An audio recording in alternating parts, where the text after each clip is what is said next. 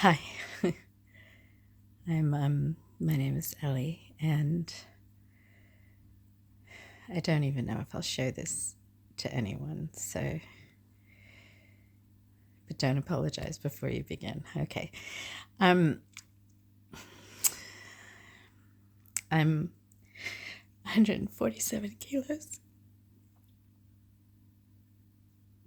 For those of you in the US, that's 325 pounds.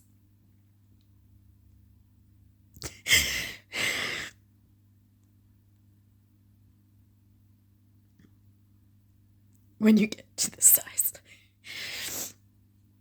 lots of people make lots of assumptions. They're just not true. I like to work hard. I wish I could. I've got many chronic, difficult health issues that I'm dealing with at the moment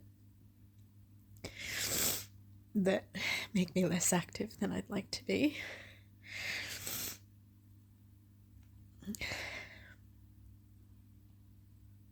I won't say I never comfort eat. I think everyone comfort eats. But I will say that my diet is probably better than 90% of people I know.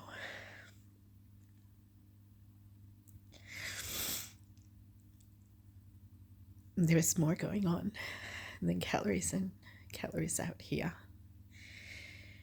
And I guess I'm doing this to document, to prove that I don't deserve to be this weight, according to what current medical literature states or believes. And there's a lot that's out of my power. There's a lot that I can't control in terms of what's happening in my body, how quickly I'm able to access treatment options, even whether or not I can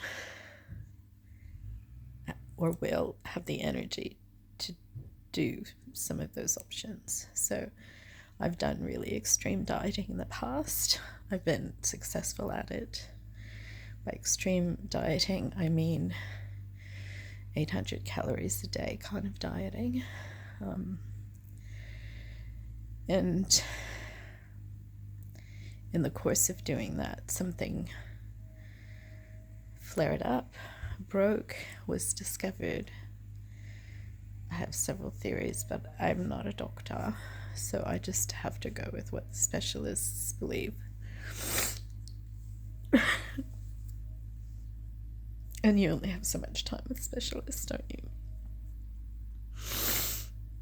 you?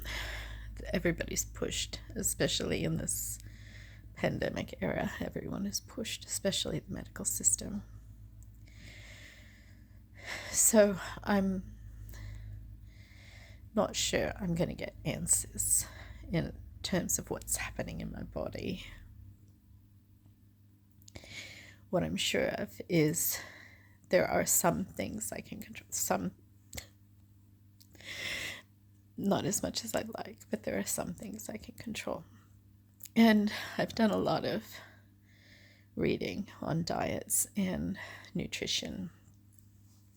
And I've had a lot of suggestions made to me. And I've tried a lot of different things. So I'm going to try my own way and see what happens. I have a consult with my weight loss endocrinologist next month, I hope, if I'm well enough to make it. And so I kind of have a month to try and see if what I'm thinking I can manage, if it works, and then I'll seek his blessing or any tweaks or any medications or other things he might help with. Okay, so I'm documenting this as sort of my journey. It's really for me. I'll have to post it because I can't afford the sort of technology to store it myself. So I don't know if anyone will see this or not. I almost don't know it just because I'm so ashamed of how big I am. I hate having to spend money buying clothes because my old clothes don't fit me anymore. I hate getting breathless so quickly when I've already got underlying breathing conditions to contend with. I hate feeling like maybe my obesity is going to make me a ticking time bomb for diabetes or stroke or other issues. And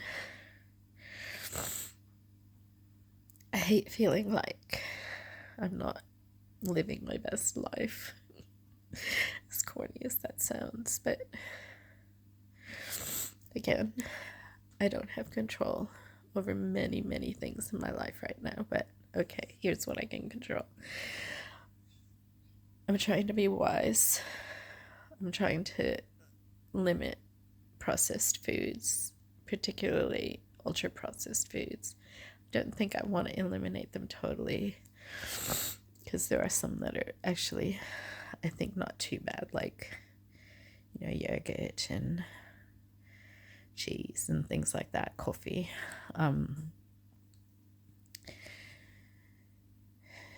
But the ones that are likely to be causing me harm or making things worse for me, I'm trying to eliminate. I feel like I have energy to start weighing and measuring, so I've done that, or I'm starting to do that again. But what I'm interested in nutritionally is that the way God seems to have made the world is He really loves diversity. And so I'm trying to think about how I can naturally diversify my diet so that hopefully in the mix my body gets whatever it thinks it needs to quell this sort of the underlying inflammation issues or endocrine issues and nerve issues, neurology issues that I'm facing at the moment, breathing issues, all those things. So I'm not a nutritionist, I'm not a doctor, but I do read and I do have an interest in stuff. So, okay, anyway, so diversity. And one way that I think of diversity is in terms of a rainbow, in terms of different colors, because colors, particularly in the plant world, indicate different levels of nutrients and different amazing things that are in the food that we eat, the natural food, whole foods that we can consume. So I'm sure, most people have heard of the rainbow diet or a rainbow diet. I'm going to kick that up a notch. So, and this is against some better judgment, so I'll just put that out there and don't take any advice from me. I'm not a doctor. But if you're interested in my journey, or if I become interested in my journey, here's my breakfast for today. So I'm thinking about trying to get the 5 colors of the rainbow in my diet in as many different food forms as possible. So I'm starting the day with fruit. And again, it's not everybody's cup of tea because, fructose, carbohydrates, all that. But this is what I'm trying. Now I'm defining a fruit as like the biological definition of fruit, not the sort of culinary definition. So I'm thinking of a fruit as that bit of the plant that bears the seed. So the pulpy flesh around seeds or a seed. And so, yeah, and I'm thinking about 5 colors of the rainbow rather than 7, because we just don't see enough of a couple, towards the darker end of the spectrum in the edible plant world that I have access to, at least. Yeah, so I'm thinking of red and